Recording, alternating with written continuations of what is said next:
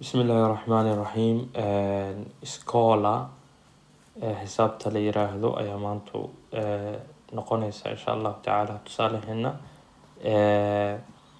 Waxaa loo qoraa labadan nooc xisaabta koodta alikame verkligheten oo ett delat med 50 000 oo kale saas in loo qoro xisaabta iyo in loo qoro koodta labada dhibcood verkligheten alikame sidan in loo qoro ett kolum 5000 saas in loo qoro labadaas ayaa loo qoraa ama ay ku imaataa xisaabaha buugaagta.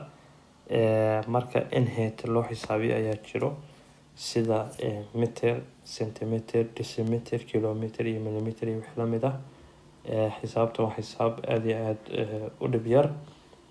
Marka waan tusaaleynaa insha Allah tacaala.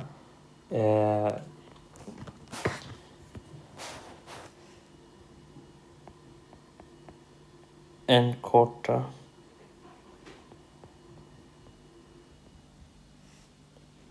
i skala 1 5000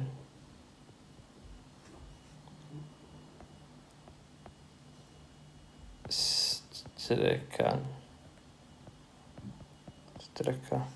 är 12 centimeter. Halkan waa 12 centimeter. Marka waxaa xisaabtan la rabaa inuu soo saaro verkligheten. Vad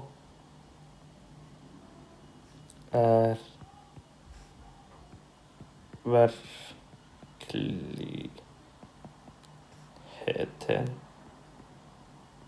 verkligheten?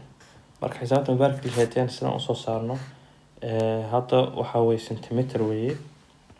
Waxaan leenahay marka xisaabtaas 12 centimeter. Xisaabta marka waxay noqotay hadda waxay noqotay centimeter. Maadaama halkaas 12 centimeter ay nagu qoran tahay marka waxaad leedahay 12 kaas aad qoranaysaa 12 lagu dhuftay 1500